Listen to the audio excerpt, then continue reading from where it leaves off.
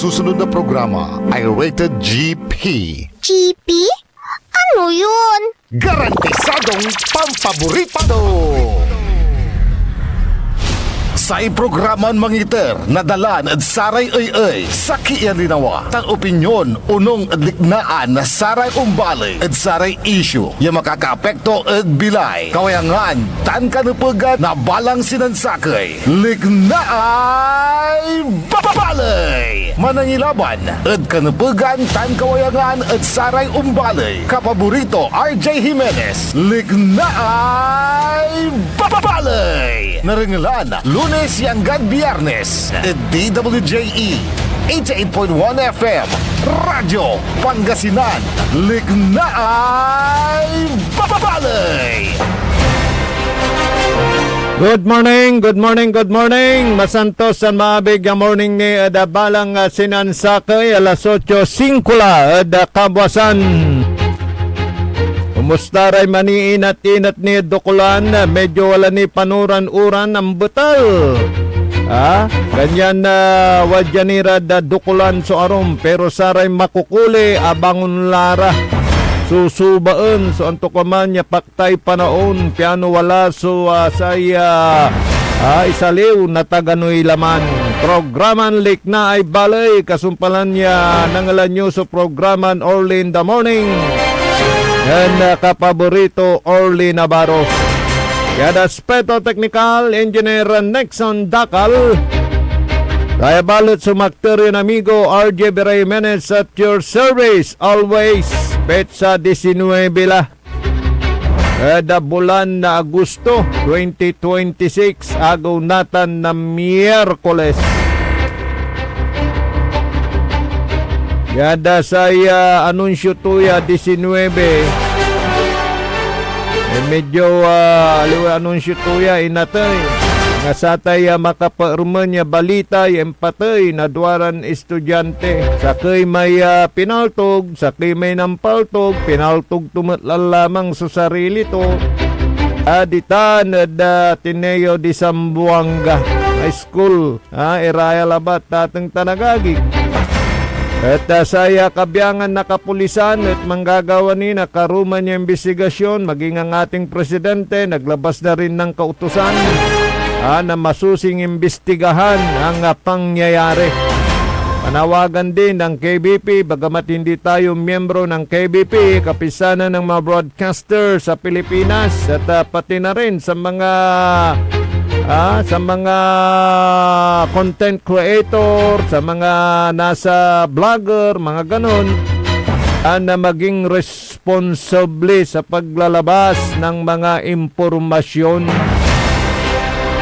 para hindi lalong gumulo ang investigasyon at siyempre sa pagbibigay respeto na rin sa mga naulila ng biktima ng suspect na rin. Kaya na natin ng kapulisan na magbigay ng mga konkretong impormasyon regarding sa pamamaril na ito. Pero ang importante dito ay makapagbalangkas, makapagbuo ng mga kaaruman na iran na batas o untuk kamanditan yung nayari ni-implementad loob na sa eskwelahan. Ano aga na ulit so unyaran nagawa tatang tanagagi. At sana maimbestigan din, baka may malaking kontribusyon yung pagkatutok ng ating mga anak sa mga gadgets. May mga apps dyan na pagka nabuksan nila yan, baka may nag-joke. Biruin mo, Engineer Nixon, nakabody cam pa ata, naka-live. Kaya yung mga una na pakalat sa social media, binlearned na nila yan. Nung kitang-kita mo kung paano na maril ang naturang suspect sa loob ng eskwelahan yan sa Maya Tineo di Sambuanga. Nako. Kaya kayong mga magulang, bantay-bantayan ninyo yung mga anak ninyo. Imano yung matiran o watan niran maruraan si imsiim nyo no anturatay lulukasandan application dasay gadgets da tatang tanagagit. baka dyan na sila natututo at parang may nag-uudyok na gumawa ng ganyang mga krimen. Nako. Dan siya ni, so panuran-uran at atang tanagagik. At syempre, saludo rin po tayo sa mga iba't ibang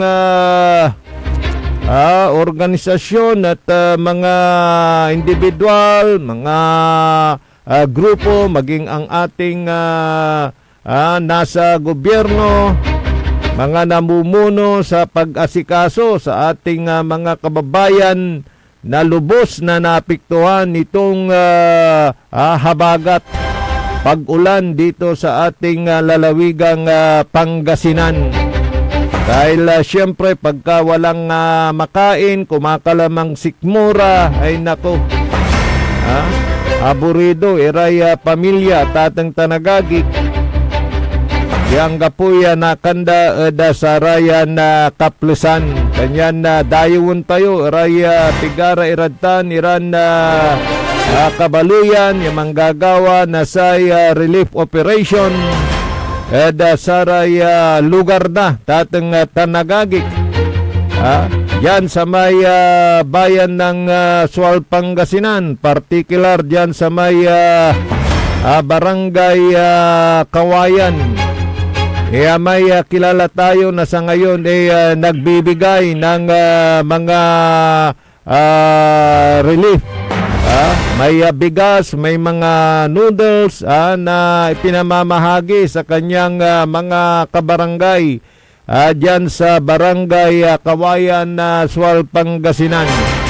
At ito ho ay galing sa kaibuturan ng kanyang puso ang pagtulong sa kanyang mga kababayan, kabarangay dyan sa barangay Kawayan, Sual, Pangasinan. Pakita mo nga yung picture, Engineer Nixon, ng isa sa mga talagang handang tumulong sa kanyang mga kabarangay. Ito hong si Mr. Leonard Caburaw, na nakita natin sa FB page niya yung pag-re-repack yan ng mga food packs. At ito ay sa ngayon lumalarga na ito at binibigay sa kanyang mga kabarangay dyan sa bayan ng Sual, Pangasinan. At talagang yung kanyang pagtulong ay galing sa kaibuturan ng kanyang puso. Yan. Pag nakikita nyo sa inyong screen, yung mga naka-live tayo sa YouTube, ay talagang inihanda niya yan kahapon, yung mga relief goods na yan, food packs na ipamamahagi sa kanyang mga kababayan. At narito sa ating linya si Mr. Leonard Caburaw. Good morning, Sir Leonard. Good morning. Hello. Hello, good morning. Tika, nawala yung... Ito na. Good morning, sir. Yes po, opo. At nakita ko sa FB po ninyo, may mga nirepack ata kayong food packs kagabi. Kailan ito ibibigay sa inyong mga kabarangay, Sir Leonard Caburaw, sir? Hello? Okay, nawala. Hello. Yes, go ahead. Yes, kasalukuyan po ako na namimigay na po, sir, dito sa aking bahay. Tapos mamaya, Mm-hmm.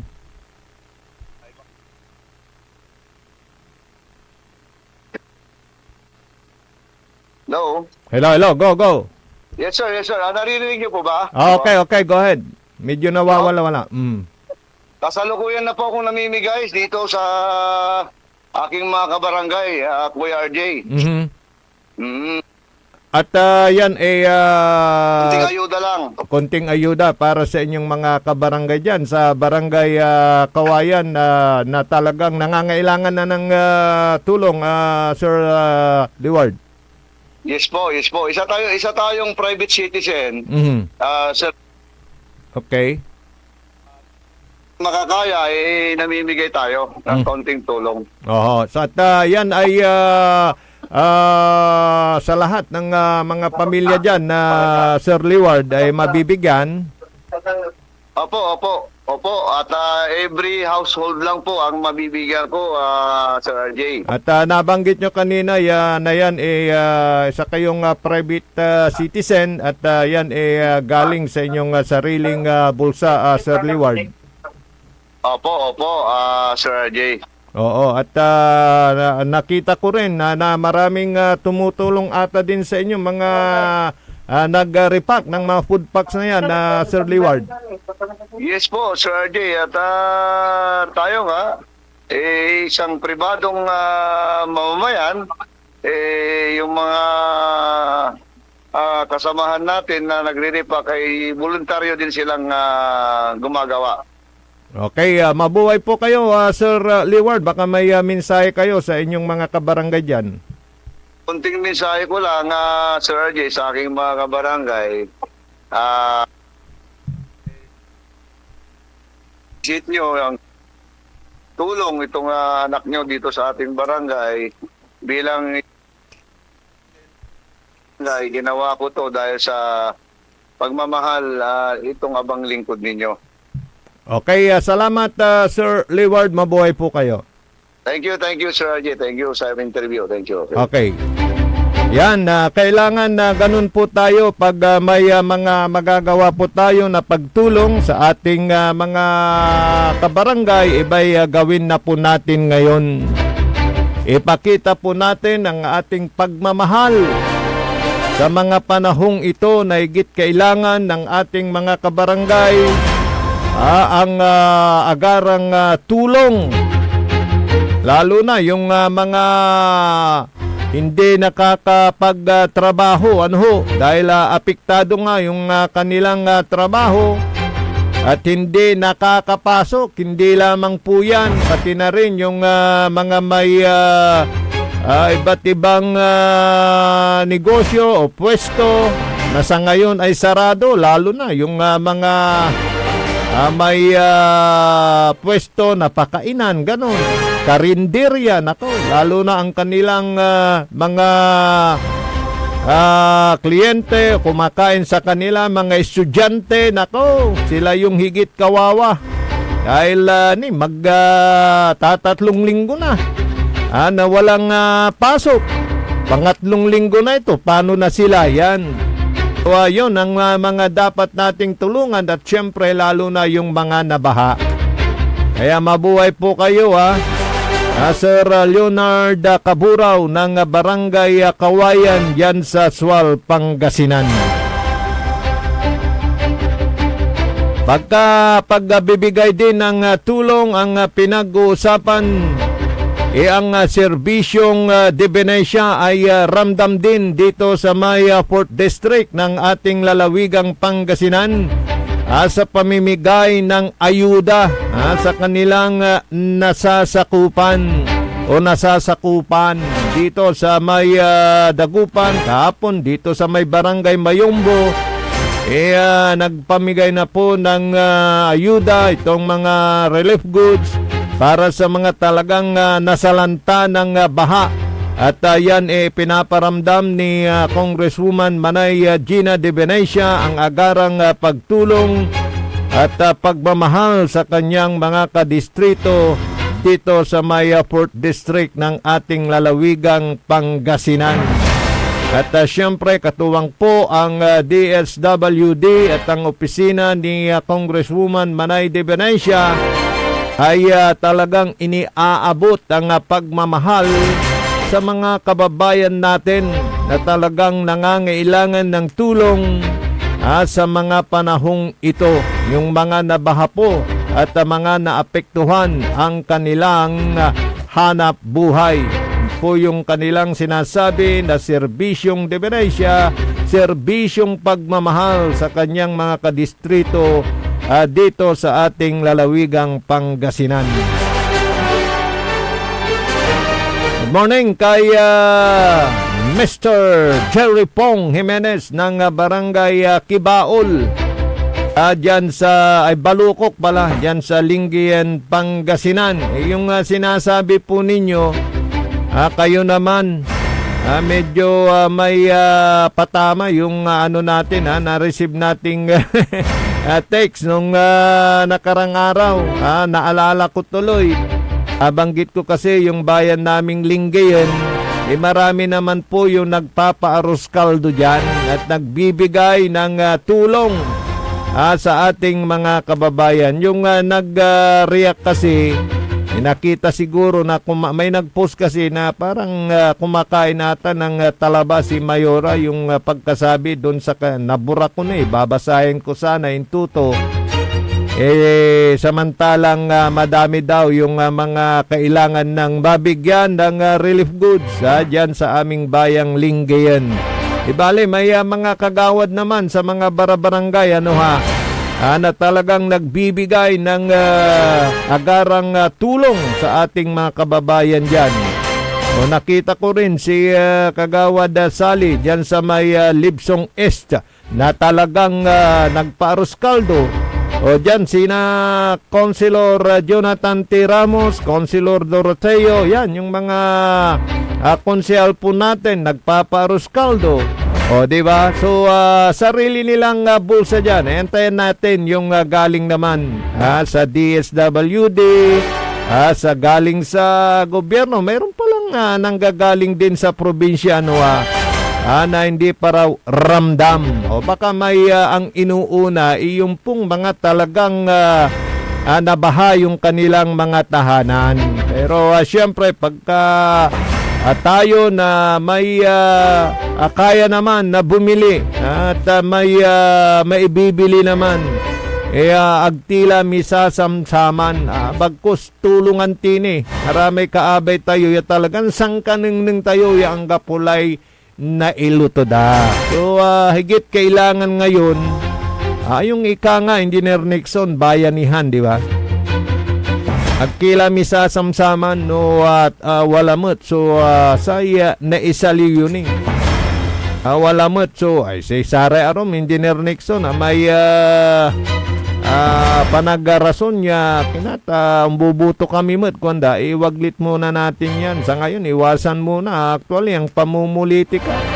Ang isipin natin ay kung paano tayo makapag-ambag at makatulong sa ating mga kabarangay, kalugar na talagang nangangailangan ng tulong sa mga panahong ito. Yan.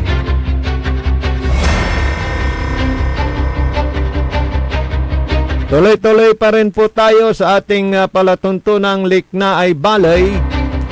Kahapon naibalita natin at may nag-react din.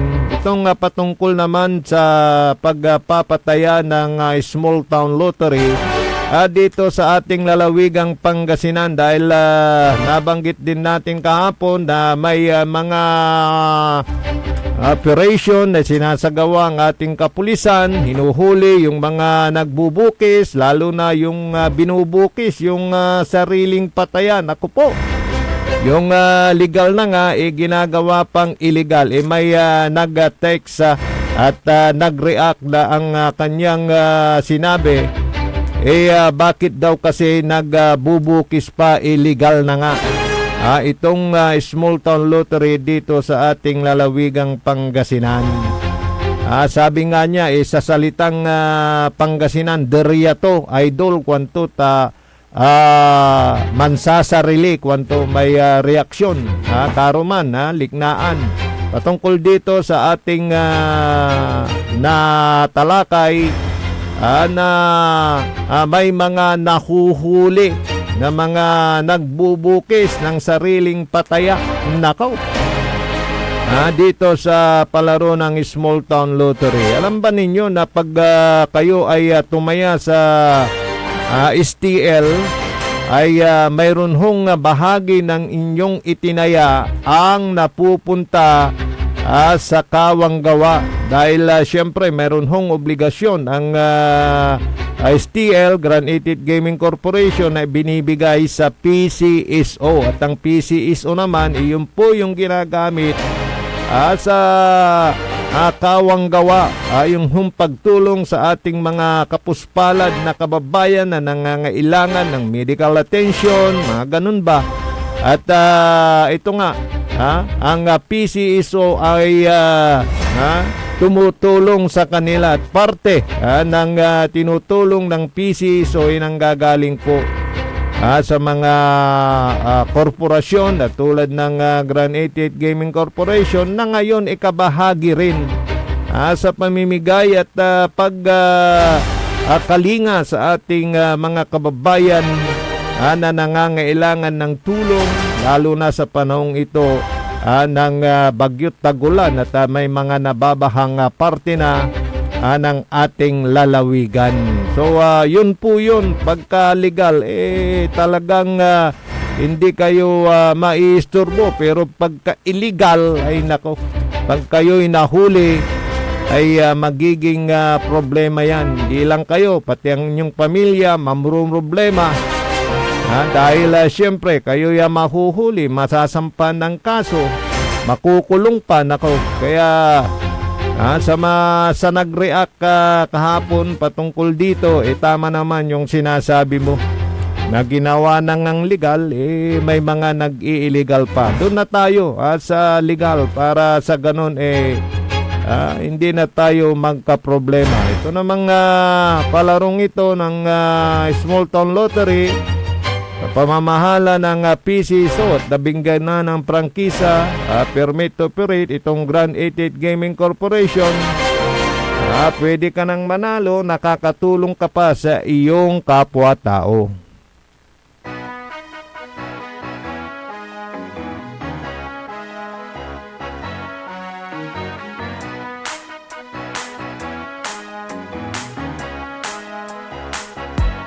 Sa Grand 88 Corporation ng swerte ay nandito sa bawat taya. Pag-asa ay buo, maglaro't manalo sa Grand 88 na tayo. Maglaro't manalo sa Grand 88 na tayo. Sa Grand 88 Corporation ng swerte ay nandito kasama ang PCS o larong may puso. Manalo sa Grand 88 na tayo. Maglaro't manalo sa Grand 88 na tayo. Sa Grand 88, swerte laging nakaabang. Larong may puso, saya'y walang hangganan. Kasama ang PCSO sa bawat hakbang. Di umuurong sa pagtulong sa bayan at tahanan. Kada bet ang tagumpay ay abot kamay. Big time na papremyo hatid sa bawat buhay. Ang pangarap abutin sa kada laro. Dito sa Grand 88, panali sigurado. Sa Grand 88 Corporation ng swerte ay nandito sa bawat taya. Pag-asa ay buo, maglaro't manalo sa Grand 88 na tayo. Maglaro't manalo sa Grand 88 na tayo. Sa Grand 88 Corporation ng swerte ay nandito kasama ang PCS o larong may puso. Manalo sa Grand 88 na tayo. Maglaro't manalo sa Grand 88 na tayo.